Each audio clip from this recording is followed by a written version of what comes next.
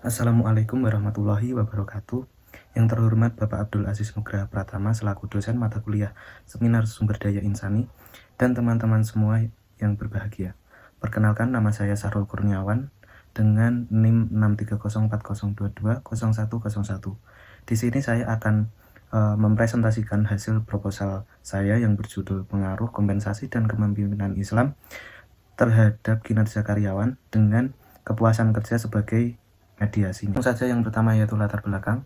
Pada era persaingan bisnis yang semakin kompetitif ini, kesuksesan organisasi ditentukan oleh kualitas sumber daya manusia. Kinerja karyawan menjadi alasan yang mempengaruhi produktivitas dan kemajuan suatu organisasi. Karyawan adalah sumber daya yang penting bagi perusahaan atau organisasi. Perusahaan dapat berkembang dengan adanya karyawan yang produktif dan berkompetensi tinggi. Fenomena yang terjadi pada PT Sumber Graha Sejahtera Butuh, terjadi penurunan kinerja karyawan yang disebabkan oleh keterlambatan gaji dan menurunnya semangat kerja. Kondisi ini mendorong pentingnya evaluasi terhadap dua faktor utama yang diduga berpengaruh besar terhadap kinerja, yaitu kompensasi dan kepemimpinan Islam. Namun, berdasarkan kajian literatur, ditemukan hasil penelitian yang inkonsisten terkait pengaruh kompensasi dan kepemimpinan terhadap kinerja. Ada penelitian yang menunjukkan pengaruh signifikan, namun ada pula yang tidak. Disinilah kepuasan kerja diduga menjadi variabel mediasi yang penting. Dengan demikian, penelitian ini dilakukan untuk menjelaskan bagaimana pengaruh kompensasi dan kepemimpinan Islam terhadap kinerja karyawan, serta menelusuri peran kepuasan kerja sebagai mediator. Hasil dari penelitian ini diharapkan dapat menjadi dasar strategis bagi perusahaan dalam meningkatkan kinerja karyawan secara menyeluruh. Yang selanjutnya yaitu rumusan masalah. Rumusan masalah di sini ada 7. Yang pertama yaitu bagaimana pengaruh kompensasi terhadap kinerja karyawan. Yang kedua, bagaimana pengaruh kompensasi terhadap kepuasan kerja. Yang ketiga, bagaimana pengaruh kompensasi terhadap kinerja karyawan dengan kepuasan kerja sebagai variabel mediasi. Yang keempat, bagaimana pengaruh kepuasan kerja terhadap kinerja karyawan. Yang kelima, bagaimana pengaruh kepemimpinan Islam terhadap kinerja karyawan. Dan yang keenam, bagaimana pengaruh kepemimpinan Islam terhadap kepuasan kerja. Dan yang ketujuh, yaitu bagaimana pengaruh kepemimpinan Islam terhadap kinerja karyawan dengan kepuasan kerja sebagai mediasi. Selanjutnya yaitu tujuan masalah. Di sini tujuan masalah juga ada 7. Yang pertama, untuk mengetahui pengaruh kompensasi terhadap kinerja karyawan. Yang kedua, untuk mengetahui pengaruh kompensasi terhadap kepuasan kerja. Yang ketiga, untuk mengetahui pengaruh kompensasi terhadap kinerja karyawan dengan kepuasan kerja sebagai variabel mediasi. Yang keempat, untuk mengetahui pengaruh kepuasan kerja terhadap kinerja karyawan. Yang kelima, untuk mengetahui pengaruh kepemimpinan Islam terhadap kinerja karyawan. Yang keenam, untuk mengetahui pengaruh kepemimpinan Islam terhadap kepuasan kerja. Dan yang ketujuh, untuk mengetahui pengaruh kepemimpinan Islam terhadap kinerja karyawan dengan kepuasan kerja sebagai mediasi. Selanjutnya yaitu manfaat penelitian. Di sini manfaat penelitian terdiri dari 2, yaitu yang pertama manfaat teoritis, yang kedua manfaat praktis. Yang pertama yaitu manfaat teoritis. Manfaat teoritis terdiri dari 3. Yang pertama yaitu bagi peneliti berharap setelah selesai melakukan penelitian ini dapat menambah pengalaman untuk mengimplementasikan materi yang didapat pada saat kuliah dengan dunia bisnis yang nyata. Yang kedua yaitu bagi Universitas Islam Negeri Salatiga. Harapan peneliti bagi Universitas Islam Negeri Salatiga yaitu dapat menambah kajian-kajian tentang ilmu manajemen bisnis syariah. Dan yang ketiga yaitu bagi peneliti selanjutnya, harapannya yaitu hasil penelitian ini dapat bermanfaat di masa mendatang sebagai referensi untuk penelitian lanjutan dan menjadi bahan untuk perbaikan peneliti selanjutnya. Manfaat yang kedua yaitu manfaat praktis. Yang pertama, bagi karyawan, harapan peneliti bagi para calon karyawan maupun karyawan ialah dapat menambah informasi dan dapat digunakan sebagai acuan pertimbangan dalam mencari perusahaan. Dan yang kedua, bagi pihak manajemen perusahaan, dapat menggunakan temuan ini untuk meningkatkan kepuasan dan kinerja karyawan yang pada akhirnya berkontribusi pada berhasil organisasi secara keseluruhan. Oke, selanjutnya yaitu telaah pustaka. Sudah banyak riset yang membahas tentang variabel yang berkaitan dengan kompensasi dan kepemimpinan Islam terhadap kinerja karyawan dengan kepuasan kerja sebagai mediasi. Di antaranya yaitu di bawah pada penelitian terdahulu. Pengaruh kompensasi terhadap kinerja karyawan. Yang pertama dari penulis Agus Putra 2023, ini menunjukkan bahwa kompensasi terhadap kinerja karyawan itu berpengaruh signifikan. Yang kedua dari Sandi Eka Permana et al. Terdapat pengaruh signifikan antara kompensasi dan kinerja karyawan. Yang ketiga dari Galuh Mujaro Faitul Kusdianto 2023, kompensasi berpengaruh positif tetapi tidak signifikan. Nah, di sini dapatkan riset gap antara kompensasi terhadap kinerja karyawan. Dan yang keempat dari Nisa Ulul Mafiro 2024. Nah, berdasarkan hasil perhitungan menunjukkan bahwa kompensasi tidak memiliki pengaruh yang signifikan. Di sini juga ditemukan riset gap antara kompensasi dan terhadap kinerja karyawan. Yang selanjutnya yaitu pengaruh kepemimpinan Islam terhadap kinerja karyawan. Yang pertama dari Zulfadil Hamzah dan Muhammad Arif 2023, mendapatkan hasil penelitian kepemimpinan Islam tidak berpengaruh secara signifikan. Nah, di sini ditemukan riset gap antara kepemimpinan Islam terhadap kinerja karyawan. Yang kedua dari Deborah dan Eko 2021, di sini terdapat pengaruh signifikan antara kepemimpinan terhadap kinerja pegawai. Dan yang ketiga dari Lisa Efrina, variabel kepemimpinan Islam berpengaruh signifikan terhadap kinerja karyawan. Oke, selanjutnya yaitu pengaruh kompensasi terhadap kinerja karyawan dengan kepuasan kerja sebagai mediasi. Nah, dari Jufrizen 2016, tidak ada pengaruh positif dan signifikan antara variabel kompensasi terhadap kinerja karyawan melalui kepuasan kerja. Nah, di sini dapat ditemukan riset gapnya. Yang kedua dari Edo et al.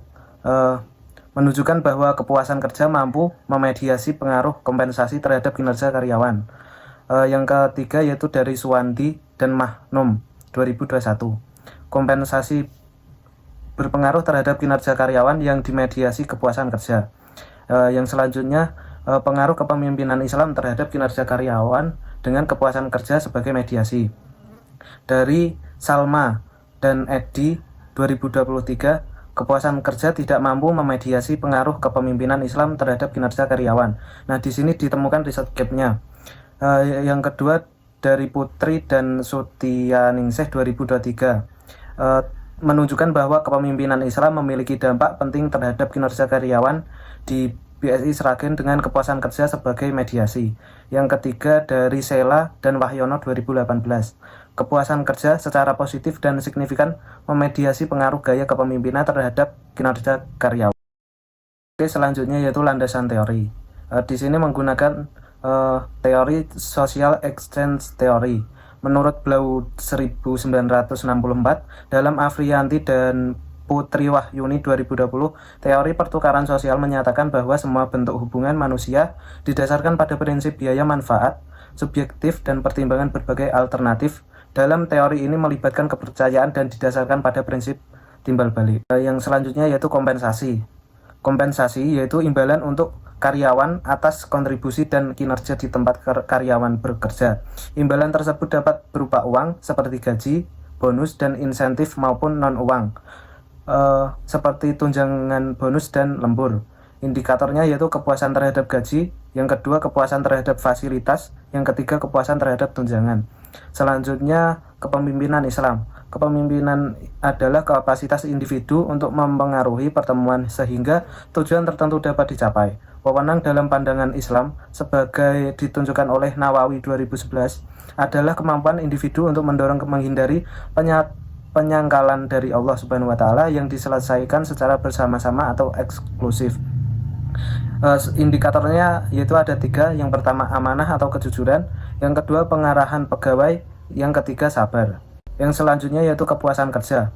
Menurut Tanglisan 2005, kepuasan kerja adalah tingkat kesenangan yang dirasakan seseorang atas peranan atau pekerjaannya dalam organisasi. Indikatornya di sini ada 4, yaitu yang pertama pekerjaan yang sesuai, yang kedua penghargaan yang sesuai, yang ketiga lingkungan kerja, yang keempat rekan kerja. Selanjutnya yaitu kinerja karyawan. Menurut Hasibuan 2017, pengertian kinerja karyawan dinyatakan bahwa suatu hasil kerja yang dicapai seseorang dalam melaksanakan tugas-tugas yang dibebankan kepadanya yang didasarkan atas kecakapan, pengalaman, dan kesungguhan serta waktu.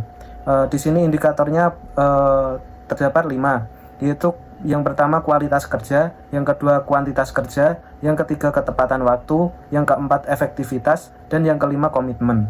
Oke, yang selanjutnya yaitu model penelitian. Nah, model penelitian dapat dilihat dari gambar. Terdapat 4 variabel dan 7 hipotesis. Selanjutnya hipotesis. Hipotesis pertama, kompensasi berpengaruh positif dan signifikan terhadap kinerja karyawan pada perusahaan. Hipotesis kedua, kepemimpinan berpengaruh positif dan signifikan terhadap kinerja karyawan. Hipotesis ketiga, kompensasi berpengaruh signifikan terhadap kepuasan kerja. Hipotesis keempat, kepemimpinan Islam berpengaruh signifikan terhadap kepuasan kerja. Yang hipotesis kelima, kepuasan kerja berpengaruh positif dan signifikan terhadap kinerja karyawan. Hipotesis keenam, kompensasi berpengaruh signifikan terhadap kinerja karyawan melalui kepuasan kerja. Hipotesis ketujuh, kepemimpinan Islam berpengaruh signifikan terhadap kinerja karyawan melalui kepuasan kerja. Selanjutnya yaitu metode penelitian.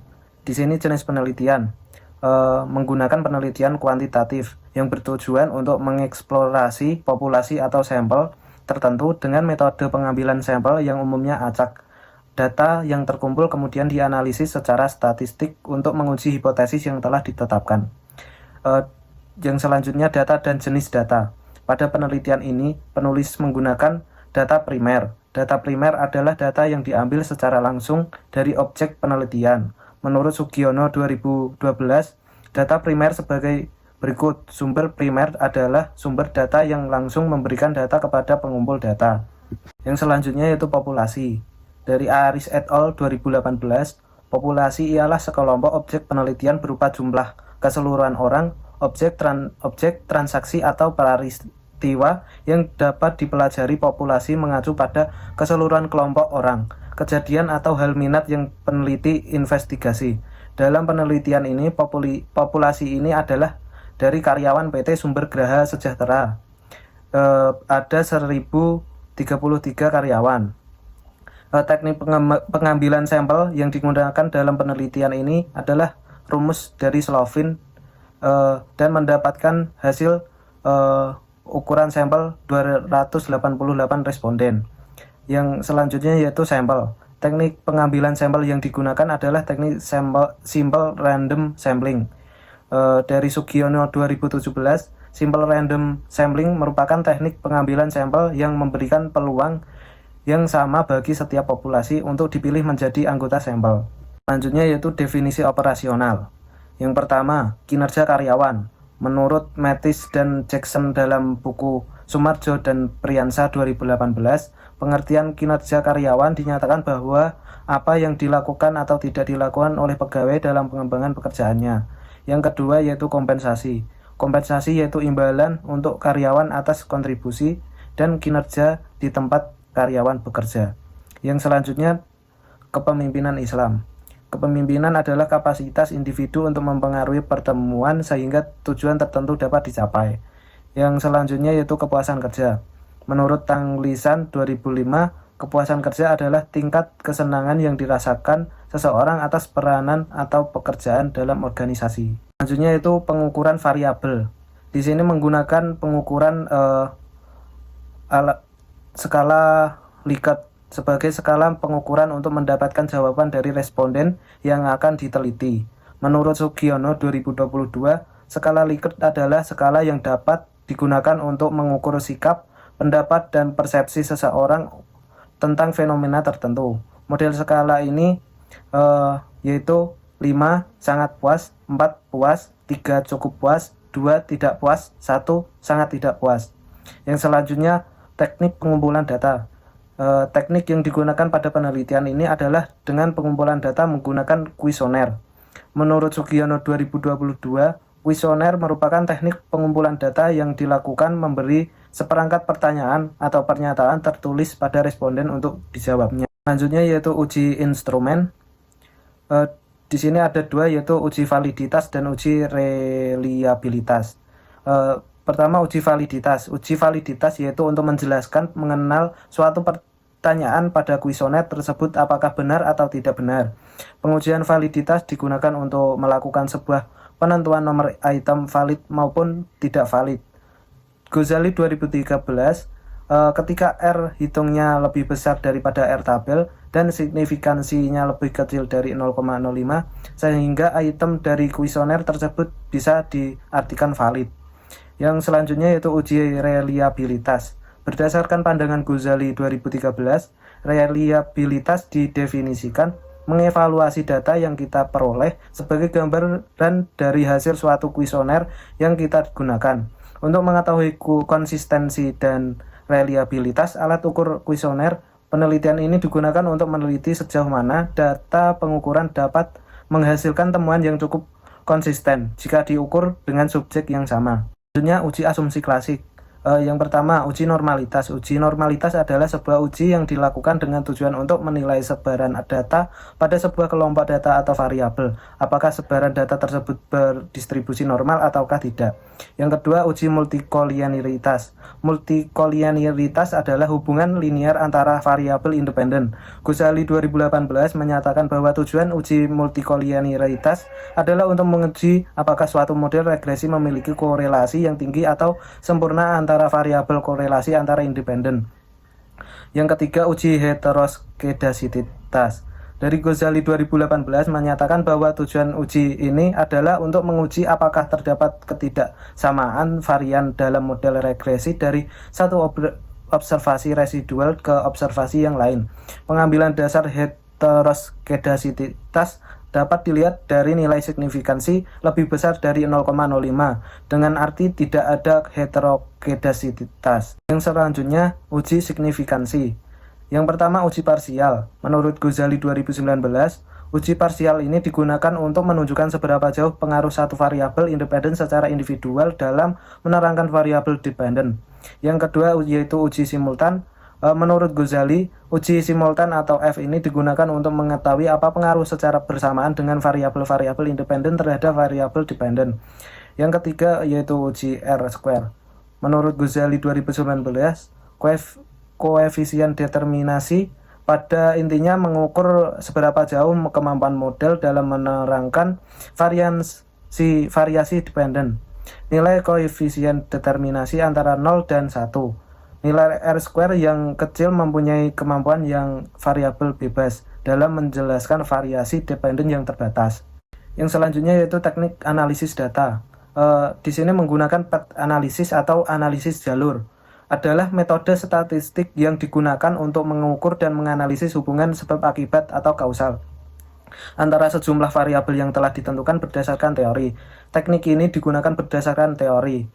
Teknik ini digunakan untuk menguji pengaruh langsung suatu variabel independen terhadap variabel dependen dan pengaruh tidak langsung melalui satu atau lebih variabel. Alat pengukuran. Alat analisis merupakan sarana yang digunakan untuk mengolah dan menjelaskan data numerik yang diperoleh melalui penyebaran kuesioner. Sekian presentasi dari saya. Apabila ada salah kata atau perbuatan, saya minta maaf sebesar-besarnya. Wabillahi taufik wal hidayah. Wassalamualaikum warahmatullahi wabarakatuh.